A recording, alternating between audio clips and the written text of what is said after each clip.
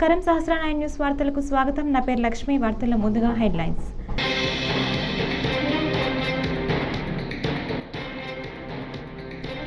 Swarnandhra 2047 vision document ఆవిష్కరించిన CM Chandrababu.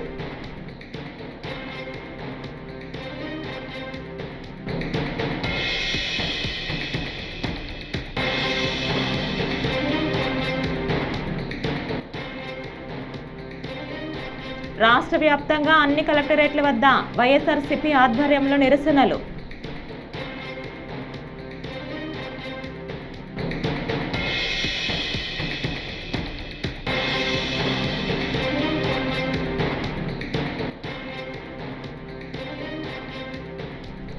సంధ్య theatre ఘటనలో Allu Arjun arrest.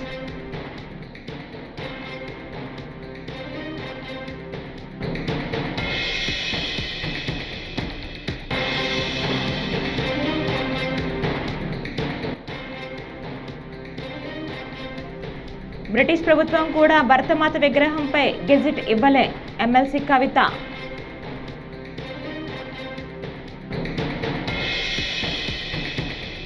ఇక డీటెయిల్స్ చూస్తే స్వర్ణాంధ్ర విజన్ 2047 కార్యక్రమానికి విజయవాడ నగరం వేదిక అయింది. శుక్రవారం ఇందిరాగాంధీ స్టేడియంలో ఆంధ్రప్రదేశ్ ముఖ్యమంత్రి చంద్రబాబు నాయుడు ఆవిష్కరించారు. ఈ కార్యక్రమంలో డిప్యూటీ సీఎం పవన్ కళ్యాణ్, మంత్రులు, ముఖ్య అధికారులు పాల్గొన్నారు. పెద్ద ఎత్తున నిర్వహించే ఈ కార్యక్రమానికి కృష్ణా, గుంటూరు, ఎన్టీఆర్ జిల్లాల నుంచి దాదాపు 25,000 మంది హాజరయ్యారు. అంతకుముందు ఇందిరాగాంధీ మున్సిపల్ స్టేడియంలో స్వర్ణాంధ్ర @2047పై ఏర్పాటు చేసిన స్టాల్స్ను CM Chandrababu, deputy CM Pawan Kalyan, మంత్రులు సందర్శించారు. ఈ నేపథ్యంలో విజయవాడ నగరంలో ట్రాఫిక్ పోలీసులు ఆంక్షలు విధించారు. ఈరోజు చాలా మంది ఇక్కడ ఉన్నారు. ఈరోజు ఒక నిర్దిష్టమైన ఆలోచనలతో వచ్చాం. ఈ రోజు మన రాష్ట్రంలో మీరు చూస్తే తలసరి ఆదాయం $3,000 కంటే తక్కువ. ఈ రోజు మేము పెట్టుకున్నది 2047కి $42,000 తలసరి ఆదాయాన్ని సంపాదించాలని ఒక లక్ష్యంగా పెట్టుకున్నాం. ఇక్కడుండే మీరందరూ అనుకుంటారు ఇది సాధ్యమా అని. కానీ ఇప్పుడే పవన్ కళ్యాణ్ గారు ఒక మాట చెప్పారు. హైదరాబాద్ లో మీరు చూస్తే రెండు నగరాలు, ఒకటి హైదరాబాద్, ఒకటి సికింద్రాబాద్. ఆ రోజు ఆలోచించాం, ఏదైతే వెస్టర్న్ సైడ్ వెళితే అక్కడంతా రాళ్లు, గుట్టలు ఉండేటివి. ఆ గుట్టల్లో నేను చూశాను, ఇది భవిష్యత్తు నగరంగా తయారవుతుందని రూపకల్పన చేసి 25 సంవత్సరాల్లో ప్రపంచంలో నెంబర్ 1 రాష్ట్రంగా తయారు చేశామంటే అది ఆనాటి విజన్ ప్రభావం అని చెప్పి కూడా నేను మీకు తెలియజేస్తున్నా.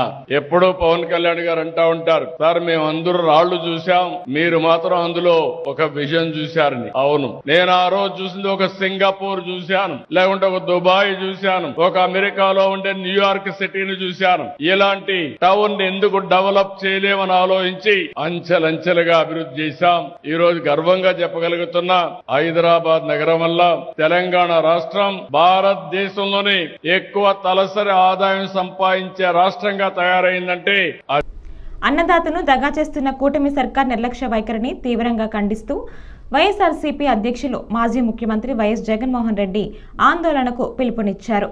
ఈ పిలుపును అందుకున్న వైఎస్ఆర్సీపీ నేతలు, రైతులు కదం తొక్కుతున్నారు. అన్ని జిల్లాల్లో రైతులు భారీ ర్యాలీ చేపట్టారు. రైతులకు అండగా తరలివచ్చిన వైఎస్ఆర్సీపీ నేతలు, కార్యకర్తలు రాష్ట్రంలోని అన్ని కలెక్టరేట్ల వద్ద నిరసనలు కొనసాగుతున్నాయి. కొన్ని చోట్ల రైతులు, వైఎస్ఆర్సీపీ నేతలను పోలీసులు అడ్డుకుంటున్నారు. పలు చోట్ల ముందస్తుగానే వైఎస్ఆర్సీపీ నేతల హౌస్ అరెస్ట్ చేస్తున్నారు.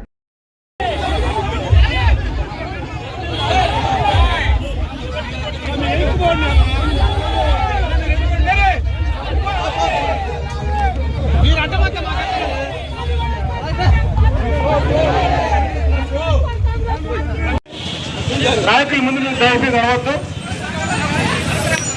బ్యానర్ కనిపిస్తున్నా, మీరు బ్యానర్ కనిపిస్తున్నారు.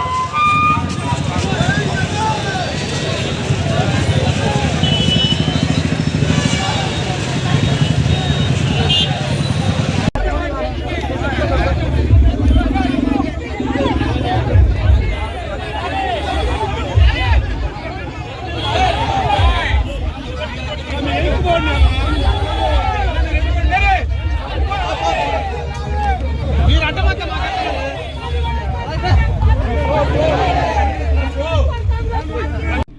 ఆర్టీసీ క్రాస్ రోడ్స్లోని సంధ్యా థియేటర్లో ఈ నెల 4న రాత్రి పుష్ప 2 రూల్ ప్రీమియర్ షో కోసం అల్లు అర్జున్ రాకతో జరిగిన తొక్కిసలాటలో రేవతి అనే మహిళ మృతి చెందారు. ఆమెకు కుమారుడు శ్రీతేజ్ గాయాలైన విషయం తెలిసిందే. ప్రస్తుతం శ్రీతేజ్ ఆసుపత్రిలో చికిత్స పొందుతున్నాడు. అతని పరిస్థితి విషమంగా ఉన్నట్లు సమాచారం. ఇక మృతురాలి కుటుంబ సభ్యుల ఫిర్యాదు మేరకు పోలీసులు బన్నీపై ఇప్పటికే నమోదు చేశారు. ఆయనపై పోలీసులు BNS 105, 118 సెక్షన్ల కింద కేసు నమోదు చేశారు. తాజాగా ఈ కేసులో చిక్కడపల్లి పోలీసులు అల్లు అర్జున్ ఇంటికి వెళ్లి ఆయన్ని అదుపులోకి తీసుకున్నారు. అనంతరం చిక్కడపల్లి PS-కు తరలించారు. ఈ ఘటనలో పోలీసులు ఇప్పటికే సెక్యూరిటీ గార్డు సహా థియేటర్ యాజమాన్యానికి చెందిన మరో 2ని అదుపులోకి తీసుకున్నారు.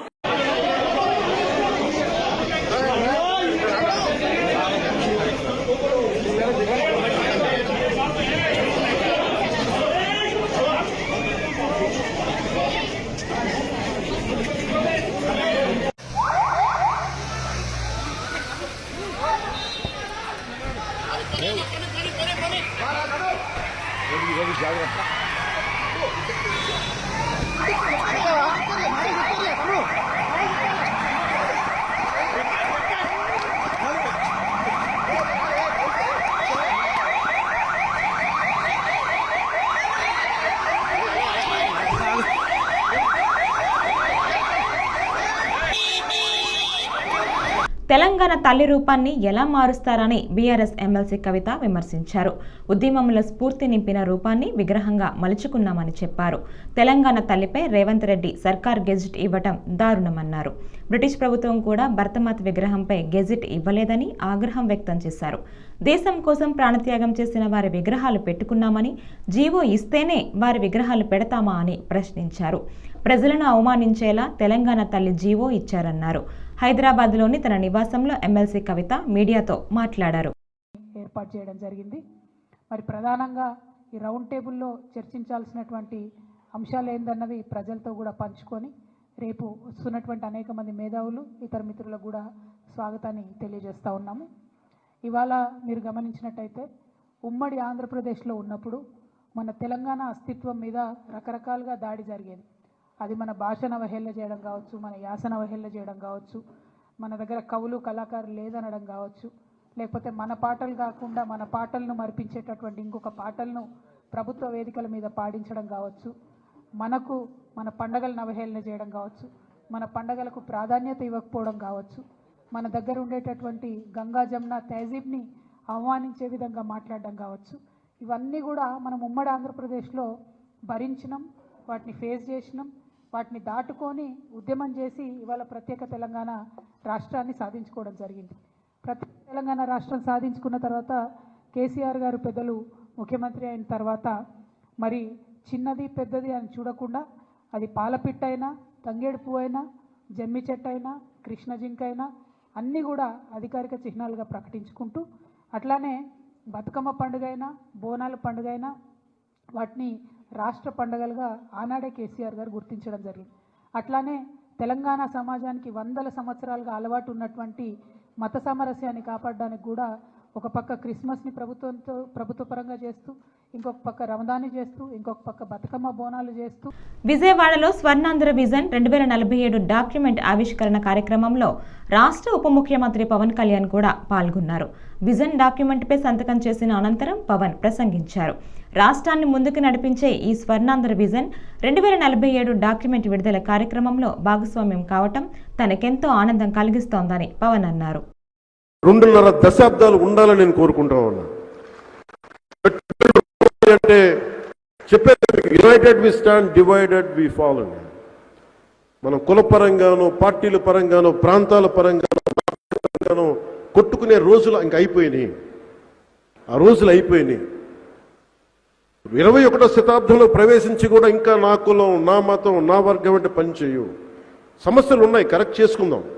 అంత మాత్రాన్ని కొట్టేసుకొని రాజ్యాన్ని, రాష్ట్రాన్ని చిన్నా భిన్నం చేసే పరిస్థితులు అయితే లేవు. వేదిక పైన ఉన్నవాళ్ళు కానీ, నేను కానీ, ఎవ్వరూ కూడా, గౌరవ ముఖ్యమంత్రి గారి మేమందరం ఒకటే మాట మీద ఉన్నాం. ఆయన వెన్నంటే ఉన్నాం. మేమందరం కలిసి ప్రధానమంత్రి నరేంద్ర మోదీ గారి కన్నకల వికసిత్ భారత్, భారతదేశం వైపు తలెత్తి చూడాలి అంటే అన్ని రాజ్యాలు గజగజలాడాలి. అది బలంగా ఉండాలి అంటే ఐశ్వర్యం ఉండాలి, సంపద ఉండాలి, శక్తి ఉండాలి, సమర్థత ఉండాలి. చూసి అమెరికా లాంటి దేశాలు భయపడతాయి. అలాంటి స్థితికి భారతదేశం వెళ్ళాలంటే దాంట్లో అంతర్భాగమైన ఆంధ్రప్రదేశ్ బలోపేతం ఉండాలి. అది నారా చంద్రబాబు గారి నాయకత్వం. ఆయన ముందుకు వెళ్ళాలని స్ఫూర్తిగా కలలుగంటూ ఆశిస్తూ ఆయన అద్భుతంగా ఆయనకి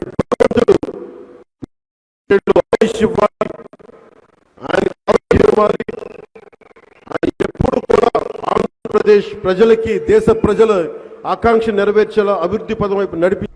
సినీ నటుడు అల్లు అర్జున్ అరెస్టు వెనుక ఏపీ సీఎం చంద్రబాబు నాయుడు హస్తం ఉందని వైసీపీ నాయకురాలు మాజీ సీఎం ఎన్టీఆర్ సతీమణి లక్ష్మీ పార్వతి ఆరోపించారు. ఈ నెల 4న రాత్రి పుష్ప 2 సినిమా బెనిఫిట్ షోల సందర్భంగా హైదరాబాద్లోని సంధ్యా థియేటర్కు అల్లు అర్జున్ కుటుంబ సభ్యులు, హీరోయిన్ రష్మిక వచ్చారు. ఈ సందర్భంగా సినిమాను చూడటానికి వచ్చిన అభిమానులు, ప్రేక్షకుల మధ్య జరిగిన తొక్కిసలాటలో ఓ మహిళ మృతి చెందగా ఆమె కుమారుడు తీవ్రంగా గాయపడ్డాడు. ఈ ఘటనపై పోలీసులు కేసు నమోదు, థియేటర్లో యజమానితో పాటు మరో 2 అరెస్టు చేశారు. కాగా ఈ ఘటనలో అల్లు అర్జున్పై కూడా కేసు నమోదు కావడంతో శుక్రవారం చిక్కడపల్లి పోలీసులు అల్లు అర్జున్ ఇంటికి వెళ్లి అరెస్టు చేశారు. ఎప్పుడు రైతులకు ఆయన న్యాయం చేసిందే లేదు. ఒక్క ప్రాజెక్ట్ రాలేదు, రైతులకు మద్దతు ధరకు ప్రకటించింది లేదు. రైతుల కోసం ఎప్పుడు కూడా రుణమాఫీ చేస్తానని అబద్ధం చెప్పి రుణమాఫీ కూడా చేయకుండా తప్పించుకున్నటువంటి చంద్రబాబు నాయుడు మొన్న ఎలక్షన్స్ ముందు మళ్ళీ మేము చాలా బాగా చేస్తాము రైతులకు అని చెప్పి మళ్ళీ మాట ఇచ్చి ఈరోజు మాట తప్పినటువంటి పెద్ద మనిషి చంద్రబాబు నాయుడు. మరి ఈరోజు నిజంగా రైతుల కడగండ్లు ఎంత దారుణంగా ఉన్నాయంటే అకాలంలో వర్షాలు, అకాలంలో వరదలు, వీటి వల్ల పంటకు వచ్చినటువంటి పొలాలన్నీ మునిగిపోయి రైతులు అల్లాడిపోతున్నారు. ఇంతకుముందు పండించినటువంటి ధాన్యానికి గిట్టుబాటు ధర లేదు, ఇంకా ధర తగ్గింది. మా ప్రభుత్వ హయాంలో జగన్మోహన్ రెడ్డి గారి టైంలో టన్నుకి 75 కిలోల బస్తాకి 1725 రూపాయలు. ఎంత చక్కగా అంటే ఆఖరి తేమ ఉన్నా సరే కూడా ప్రభుత్వం కొని వాళ్ళకి న్యాయం చేసింది. ఈరోజు దళారుల వ్యవస్థ ప్రవేశించింది. ఈ దళారుల వ్యవస్థ ప్రతి రంగంలో కూడా దళారులు ప్రవేశించారు. అందులో ఈ వ్యవసాయం ముఖ్యంగా ఈ వరి అమ్మకాల్లో కూడా రైతులు ఎంత నష్టపోతున్నారంటే 300 రూపాయలు నుంచి 400 రూపాయల వరకు రైతులు నష్టపోతున్నారు. అంటే 1725 నుంచి 1300, 1400 కూడా వాళ్ళకి క్వింటల్కి రావట్లేదంటే రైతు నష్టపోతానే ఉన్నాడు.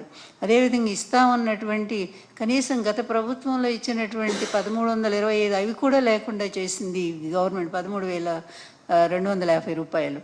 అలాంటిది ఈరోజు దారుణంగా ఈ అన్నమాట ప్రకారం గతంలో ఇచ్చినటువంటి హామీలను కూడా అమలు చేయలేనటువంటి ఒక దుర్మార్గమైన పరిపాలన ఈరోజు సాగుతూ ఉంది.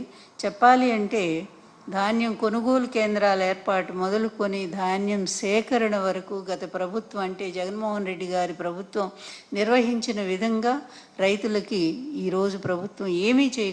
భీమవరం మాజీ ఎమ్మెల్యే గ్రంథి శ్రీనివాస్ వైకాపాకు రాజీనామా చేసినట్లు ప్రకటించారు. వైకాపా ప్రాథమిక సభ్యత్వంతో పాటు పార్టీ పదవులకు ఆయన గుడ్ బై చెప్పారు. ఈ మేరకు మీడియా సమావేశం ఏర్పాటు చేసి ప్రకటించారు. రాజీనామా లేఖను పార్టీ అధ్యక్షుడు జగన్కు పంపారు. తనకు తగిన గుర్తింపు ఇవ్వకపోగా పార్టీలో జగన్కు సన్నిహితంగా ఉండే పలువురు నేతలు చులకనగా చూశారని ఆవేదన వ్యక్తం చేశారు. పవన్ కళ్యాణ్ గారి మీద గెలిచాడు కదా, ఇతనికి ఏదన్నా ఒక గొప్ప పదవి ఇస్తే గనక అక్కడ పవన్ కళ్యాణ్ గారిని ఏదన్నా పెద్దవాడిని చేసినట్టు అవుతుంది అనుకుని నన్ను తొక్కిపెట్టి ఉంచారో, అది సైకలాజికల్గా ఏ రకంగా ఆలోచన చేశారో ఏదో తెలియదు. కానీ భీమవరం నియోజకవర్గంలో పార్టీలతో సంబంధం లేకుండా, అలాగే రాష్ట్రంలో కూడా నాకు తెలుస్తున్నంత వరకు, నేను నమ్మినంత వరకు అరే గ్రంథి శ్రీనివాస్కి అన్యాయం జరిగింది అని ప్రజలందరూ చెప్పుకుంటున్నారని ప్రతి వాళ్ళు కూడా నాకు చెప్పడం విన్నాను. అయినప్పటికీ కూడా జగన్మోహన్ రెడ్డి గారితో ప్రయాణం చెయ్యాలనుకున్నప్పటికీ కూడా కానీ జిల్లా నాయకులు కానీ పై స్థాయిలో ఆయన కింద ఉండేవాళ్ళు కానీ చాలా చిన్న చూపు చూడటం, చాలా చులకనమైన మాటలు మాట్లాడటం ఇవన్నీ జరిగినాయి.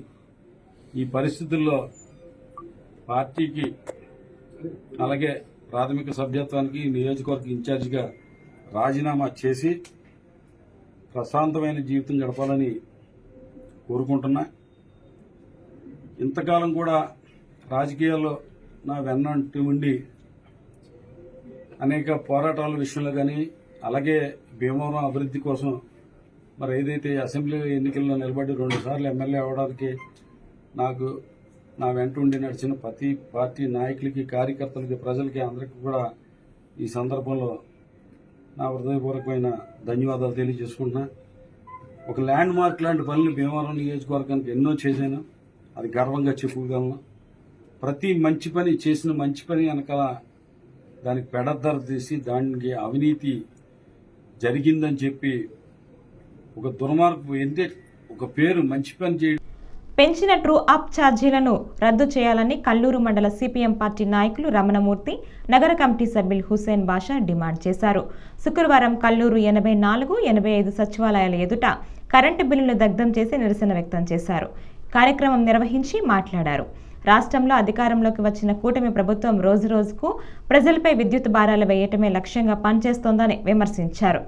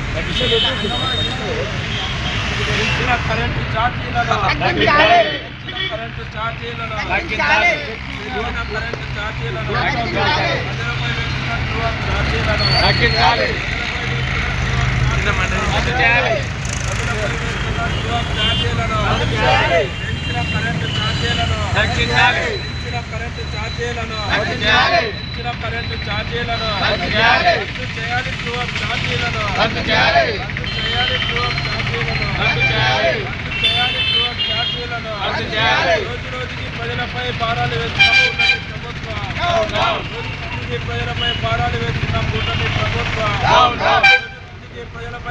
వేస్తున్న కూటమి ప్రభుత్వం రద్దు చేయాలి ట్రూ అప్ ఛార్జీలను, రద్దు చేయాలి ట్రూ అప్ ఛార్జీలను, పెంచిన కరెంటు ఛార్జీలను, పెంచిన కరెంటు ఛార్జీలను.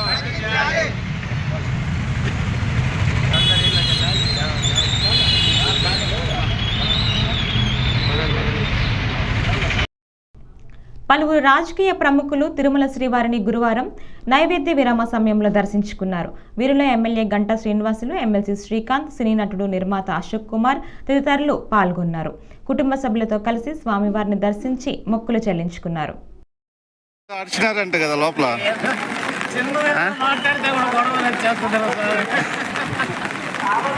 లోపల ఏదో రంగనాయక మండపంలో ఏదో గొడవ అయింది, అరుస్తా ఉన్నారు ఎమ్మెల్సీ గారు అనేసి అన్నారు.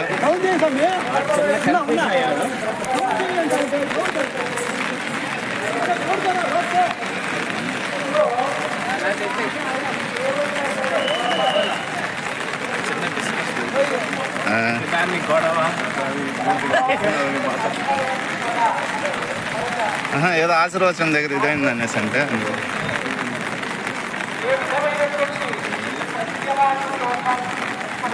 అటెండర్కి వాళ్ళకి మధ్య కమ్యూనికేషన్ గ్యాప్ డిలే చేసి చెప్పారు.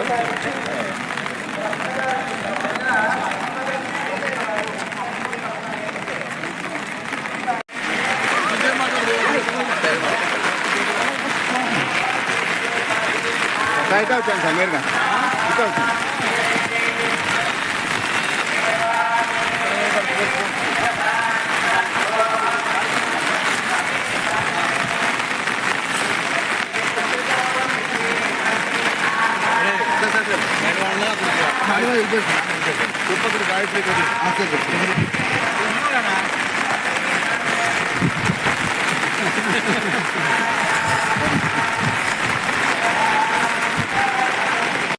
యానాంలో నిరుపేదలకు రిలయన్స్ ఓఎన్జీసీ సంస్థల నుంచి మత్స్యకారులకు ఇస్తున్న పరిహారం మాదిరిగా అర్హులైన అన్ని వర్గాల పేద ప్రజలకు చెల్లించాలని కాంగ్రెస్ నాయకులు ములగపాటి ప్రసాదరాజు, చీకట్ల రామకృష్ణ కోరారు.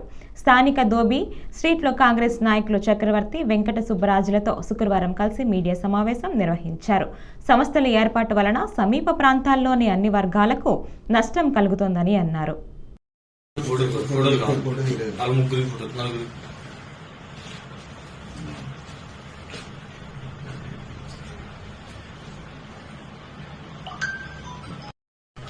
యానం పేదలందరికీ నమస్కారాలు తెలియజేస్తున్నాను.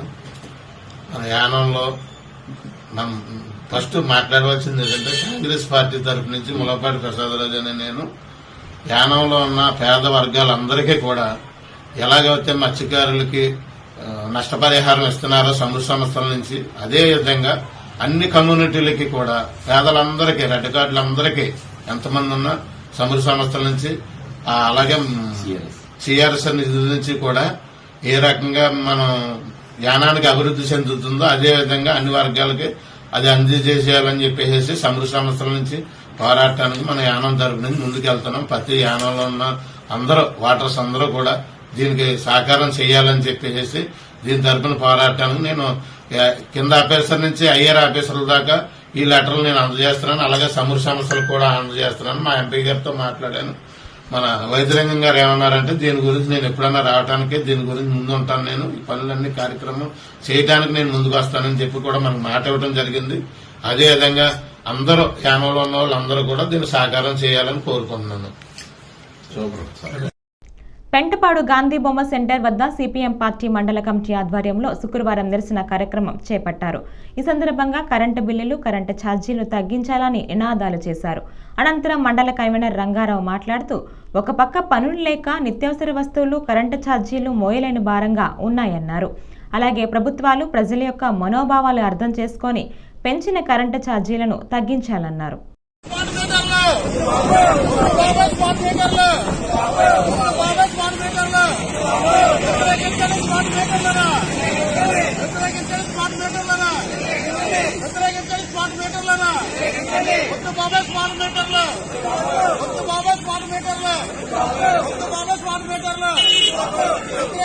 కేంద్ర రాష్ట్ర ప్రభుత్వ ప్రజా వ్యతిరేక విధానాలను కేంద్ర రాష్ట్ర ప్రజా వ్యతిరేక విధానాలను కేంద్ర రాష్ట్ర ప్రజా వ్యతిరేక విధానాలను బాబాయ్ స్మార్ట్ మీటర్లు బాబాయ్ స్మార్ట్ మీటర్లు వ్యతిరేకించని స్మార్ట్ మీటర్లను వ్యతిరేకించని స్మార్ట్ మీటర్లను వ్యతిరేకించని స్మార్ట్ మీటర్లను జిందాబాద్ సిపిఎం జిందాబాద్ సిపిఎం జిందాబాద్ సిపిఎం రద్దు చేయాలి ట్రోప్ ఛార్జీలను రద్దు చేయాలి ట్రోప్ ఛార్జీలను రద్దు చేయాలి ట్రోప్ ఛార్జీలను రద్దు చేయాలి స్మార్ట్ మీటర్లను రద్దు చేయాలి స్మార్ట్ మీటర్లను.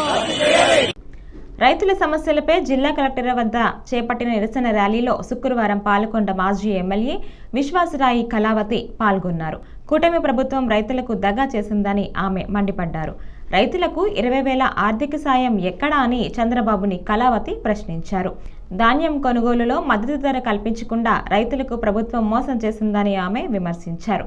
వీరితో ఎమ్మెల్సీ శ్రీకాంత్, ఎంపీ తనుజారాణి పాల్గొన్నారు. కుటుంబ సభ్యులందరికీ పేరు పేరున హృదయపూర్వకమైన నమస్కారాలు తెలియజేసుకుంటున్నాను. మరి మీడియా సోదరులందరికీ విజ్ఞప్తి కూడా చేస్తున్నాం. గత ప్రభుత్వానికి ఈ ప్రభుత్వానికి స్పష్టంగా ప్రజలు గమనించినప్పటికీ మరి గతంలో కూడా రైతులు వ్యవసాయం దండగా అన్న ముఖ్యమంత్రిని మళ్ళా గెలిపించుకోవడం, మరి రైతన్నలందరూ కూడా మరొకసారి దగా పడినప్పుడు కూడా ఈ రోజు మళ్ళా జగనన్న ముందు చూపుతోనే ఈ రోజు రైతన్నులందరూ కూడా ఆలోచించి మాకు మద్దతుగా నిలబడి ఈరోజు ఇంత పెద్ద ఎత్తున వచ్చారు. వారందరికీ నేను కోరేది ఏంటంటే ఎప్పుడు కూడా ఈ కూటమిలో కూడా దగాపడిన అన్ని వర్గాల పేద ప్రజలకి అండగా నిలిచే ప్రభుత్వం ఏదన్నా జగనన్న ప్రభుత్వం అని అందరికీ తెలుసు. మరొకసారి దగా పడినప్పుడు ఇప్పుడు మేల్కొమ్మని కూడా మిమ్మల్ని కోరుకుంటున్నాం. ఎందుకంటే రైతుల కోసం రైతు భరోసా కేంద్రాన్ని మొట్టమొదట చేస్తే అంతా దేశమంతా అన్ని రాష్ట్రాల ముఖ్యమంత్రులు కూడా దాన్ని చూసి సంతోషించి అక్కడ ఇంప్లిమెంట్ చేయడానికి ముందుకొచ్చిన ఎంతో మంది ముఖ్యమంత్రులు ఆ రోజు పేపర్ల నిండా మీరే చూశారు, రాశారు. అటువంటి రైతులకి ఈ రోజు మళ్ళా మోసం చేసి ఆ సూపర్ 6 ని నవరత్న పథకాల్ని కాపీ చేసి సూపర్ 6 గా మార్చి ఆ సూపర్ 6 లో మేము 13,000 ఇస్తే మేము 20,000 ఇస్తామని బేరాలు పెట్టుకొని మోసం చేసి మేనిఫెస్టోలో దగా మేనిఫెస్టోగా చేసి ఈ రోజు వాటిని అమలుపరచడానికి మరి గత ప్రభుత్వం తాలూకు అప్పులని చెప్పి మాయ మాటలు చెప్తున్నారు. మరి మీరు చేసిన అప్పులు మా జగనన్న తీర్చి ఈ రోజు ముందుకొచ్చి ప్రజలందరికీ నేరుగా ఇవ్వలేదా అని అనేసి ప్రశ్నిస్తున్నాం.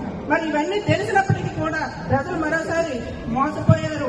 ఈ మోసపోయిన తిరిగి మీ అందరూ కూడా మళ్ళా మాకు అండగా నుంచి వైఎస్ఆర్ పార్టీ ఎప్పుడు కూడా ప్రజల మధ్యలో ఉందని నిరూపించుకొని మేమందరం కూడా మీ ముందు ఉన్నాం, ఇప్పుడు కూడా ఉన్నామని నిరూపించుకోవడానికి మీ అందరి తలక సహాయ సహకారాలు ముందు కూడా ఉండాలని కోరుకుంటున్నాం. ఈ వార్తలు ఇంతటితో సమాప్తం. నమస్కారం.